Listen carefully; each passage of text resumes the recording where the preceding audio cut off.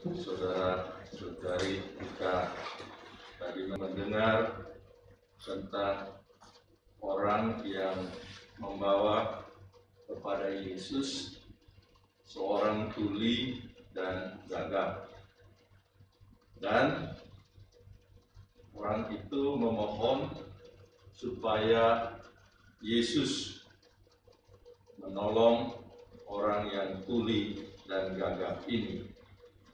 Untuk permohonannya agar orang ini bisa mendengar dan kemudian bisa berbicara, berkomunikasi sebagaimana biasa. Orang memohon dan Yesus dengan penuh belas kasih dan hati yang baik menanggapi permohonan orang ini.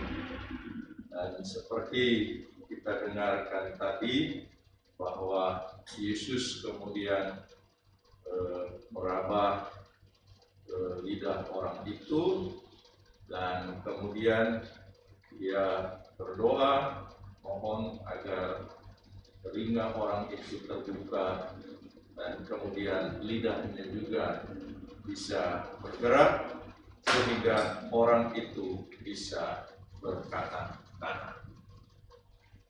Dan itulah yang terjadi. Orang ini kemudian mengalami kesembuhan. Dan apa yang dilakukan oleh Yesus ini membuat banyak orang takjub dan tercengang, sehingga mereka memberitakan bahwa Yesus membawa segala yang baik. Orang yang semula tidak bisa dengar sekarang mendengar, dan orang yang semula bisu yang tidak bisa berbicara normal kini sudah bisa berbicara. Nah, itulah kekuatan yang ditampilkan atau yang dibawa oleh Yesus sendiri.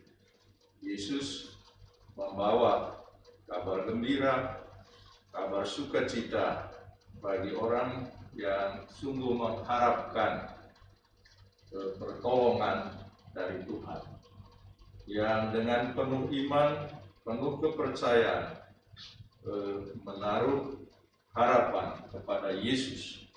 Dan yang terjadi ialah seperti ini.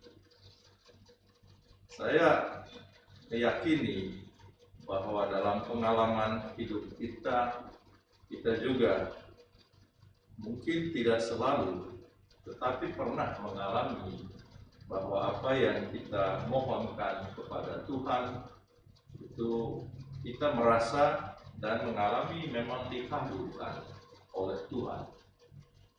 Dan kita berharap bahwa pengalaman bahwa doa kita atau harapan kita itu dikabulkan menyebabkan dan membuat kita hidup semakin baik, terutama dalam relasi kita dengan Allah.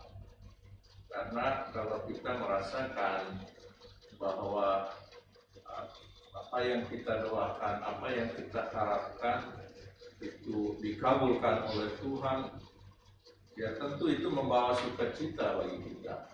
Dan juga semakin yakin bahwa memang Tuhan campur tangan dalam hidup kita, sehingga iman kita kepada Tuhan diteguhkan, dikuatkan. Saya sendiri dari pengalaman pribadi ya, sebagai imam muda dulu, saya pernah juga mengalami satu peristiwa yang bagi saya itu sulit ditangani, dan ada semacam ketakutan yang luar biasa untuk menangani itu. Dan dalam ketakutan itu saya menyadari bahwa saya tidak mampu untuk menyelesaikan soal itu. Tapi saya dituntut untuk menangani persoalan itu. Dan apa yang saya lakukan pada saat itu, saya masih masih ingat di tahun 91 bulan Agustus, bulan Desember, saat saya menjadi imam di pedalaman di Muramani, Papua. Apa yang saya lakukan dalam situasi sulit dan ketakutan itu, ya saya berdoa. Dan kebetulan di meja kerja saya ada salib seperti ini ya, tapi salib berdiri yang kecil. Dan saya berdoa, saya mengatakan kepada Yesus yang tersalib, Tuhan, saya diminta untuk melakukan hal ini, dan memang sebagai pastor saya harus menolong, tapi saya takut dan saya tidak mampu untuk itu. Maka Tuhan, tolonglah saya, Engkau yang lebih berkuasa dari segala-galanya, dan Engkaulah yang menggerakkan hati kami manusia untuk saling menghormati satu sama lain. Nah, tolonglah saya dalam hal ini agar saya bisa menyelesaikan kasus ini dengan baik, sehingga ada perdamaian antara umat saya di sana waktu ini. Dan itu yang terjadi, bahwa akhirnya terjadi perdamaian antara orang yang bermusuhan, antara orang yang mau bunuh satu sama lain.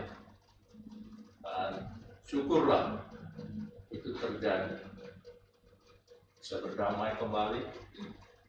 Dan yang paling penting bagi pribadi saya, bukan saja umat saya itu berdamai, tapi akhirnya saya semakin yakin bahwa dalam Dia yang tersalib itu ada kekuatan, ada kuasa yang bisa mengubah kita sendiri, bisa mengubah orang lain.